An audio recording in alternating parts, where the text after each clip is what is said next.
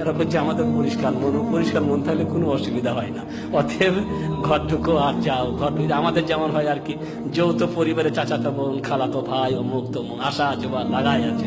আমাদের অবারিত দ্বার গো, কোথাও ঢুকে মানুষও ঢুকে, বুঝতে পারলে? যে কেউ ঢুকবে সারা দিয়েও ঢুকবে না কিন্তু, বুঝতে পারলেন?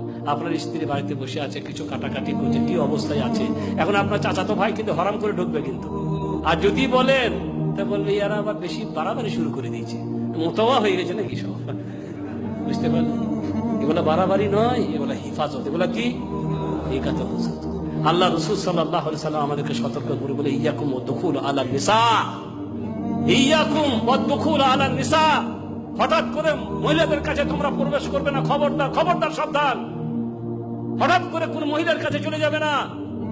যখন সাহাবীরা জিজ্ঞাসা, আনসার সাহাবীরা জিজ্ঞাসা, ইয়া রাসূলুল্লাহ আরাআইতা আল হাম, কি ব্যাপার, আপনার মতামত কি? হাম, হাম, আল হাম, হাম মানে কি? স্বামীর দেওর, ভাসুর, চাচাতো, খালাতো ভাই সবের মধ্যে চলে আসে, এসবের ব্যাপারে আপনার মতামত কি?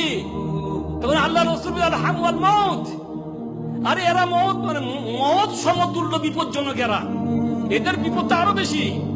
অতএব আপনার ছোট ভাই আমার স্ত্রীর দেওর নয়, দেওর মানে দ্বিতীয় বর নয়, আমার স্ত্রীর ছোট ভাই, আমার স্ত্রীকে ছোট ভাই, আমার স্ত্রীরও ছোট ভাই। আর আমার ছোট ভাইয়ের আমার স্ত্রী কি বলে? ভাবি। ভাবি স্ত্রী নাকি? জি না, ভাবের নয়। এরা বলে ভাবি মানে ভাবের। চলবে মজাক ঠাট্টা, এদের যে কি মজাক ঠাট্টা হয়। আর দুনিয়াতে কত দেওর যে কত ভাবিকে নিয়ে পালিয়েছে, সেই ঘটনার অভাব আছে গো।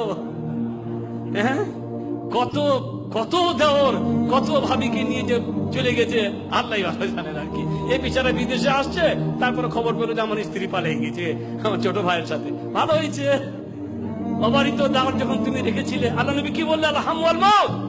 আরে যারা পরের, তারা তো চট করে আসবে না, ওদের তো একটা বাঁধ আছে। বাঁধ কার নেই? আমার ভাইয়ের বাঁধ নেই। এরা বেশি বিপজ্জনক, কারণ এদের দ্বার খোলা, এরা ভাইয়ের উসিলায় আসে। আমি আমার ভাই, আমার ভাইয়ের বিবি, আমি তার দেওর, এটা আরো বিপজ্জনক। কে বলছেন? রাসূল করিম সাল্লাল্লাহু আলাইহি ওয়াসাল্লাম। কেন?